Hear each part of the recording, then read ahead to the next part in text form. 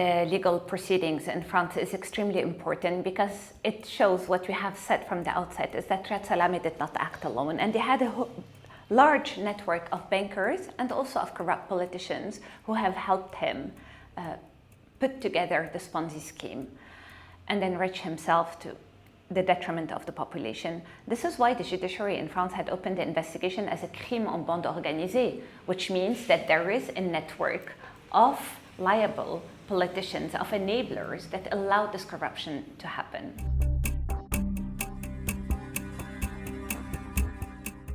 The case is not closed, it's very much alive. It is alive to the point that the French investigators keep on investigating. The prosecutors are extremely active on this case. And the proof is that this new case, the opening of the investigation by the Parquet National Financier, which is not a small thing, there are no legs to this case, that the case is stopping, that the judiciary in France has finished, that the assets have been released and unfrozen. None of this is correct. Us being party to the case at Accountability Now, we see firsthand that the prosecutors are extremely active and they don't intend to drop the case.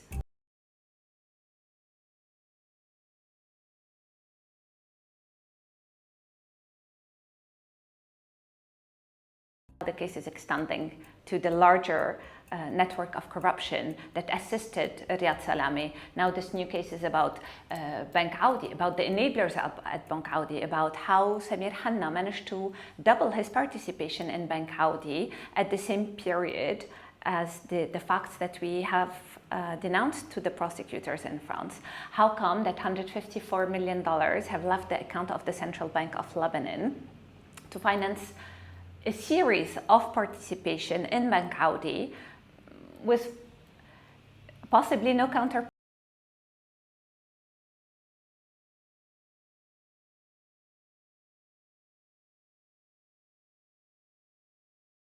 has led its own investigation, starting with Riyad Salamé, and then we started investigating other corrupt politicians in Lebanon, other corrupt bankers.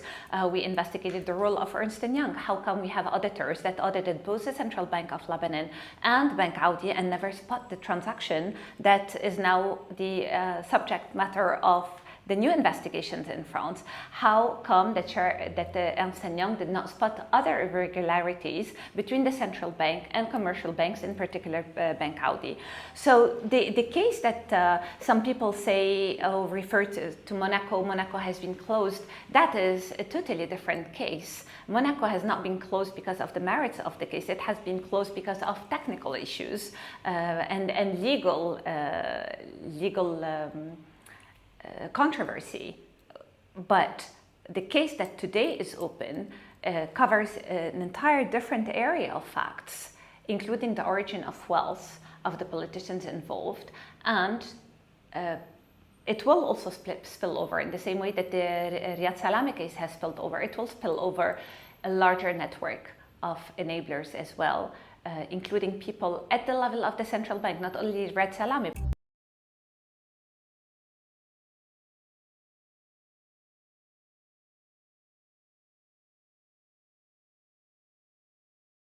A different agenda than what the justice at an international level is doing.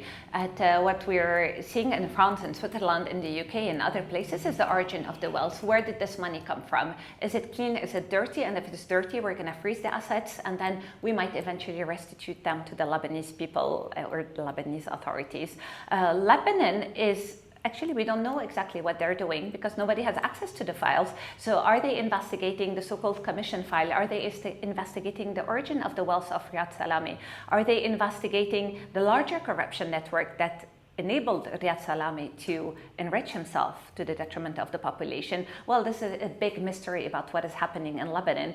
And there is therefore no overlap, and the foreign judiciary will therefore not stop what it's doing. Precisely for that reason, is that for the time being, there is nothing coming from the Lebanese judiciary that would allow us to say, oh, there is a double work that is being done. Quite to the contrary, for the time being, there are two parallel tracks, which is rather a good thing for justice, is that the European authorities will not drop their work for as long as there is not a very clear signal from the Lebanese that they are investigating the exact same fact and doing it seriously.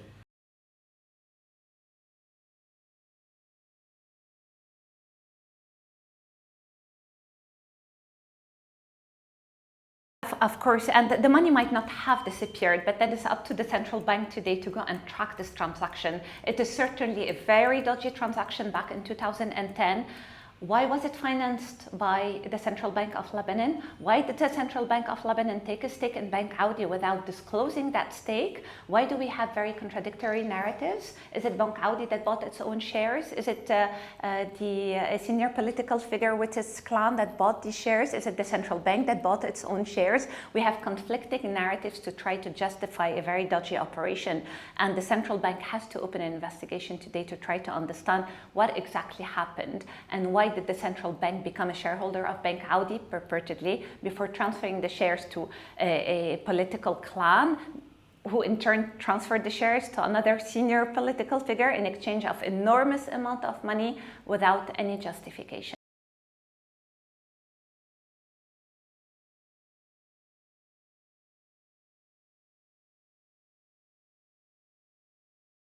Not problematic if it's done to save a bank from a dire financial situation. Back in 2010, EFG was selling shares. It was a private deal, so the central bank had no reasons to come and jump into this deal. First. Second, the central bank could have done this deal, but then they should have done it publicly. And it seems that the central bank has set up an offshore company in the Cayman Islands. We're talking about the Central Bank of Lebanon setting up an offshore company in the Cayman Island to take a shareholding in Bank Audi. Why would the central bank not make it public, not disclose the purchase of the assets? The mere fact that they kept it secret for all these years is problematic in itself.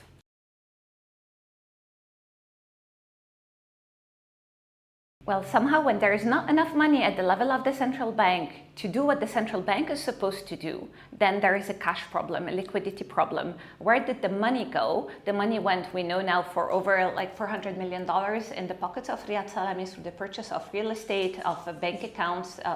So this money should have been in the coffers of the Central Bank of Lebanon to enable the central bank to do its job. When the central bank accounts are at zero, it is for many reasons, but one of which, and very important one, is that because of corruption, the money is no longer there. So it affects the depositors directly.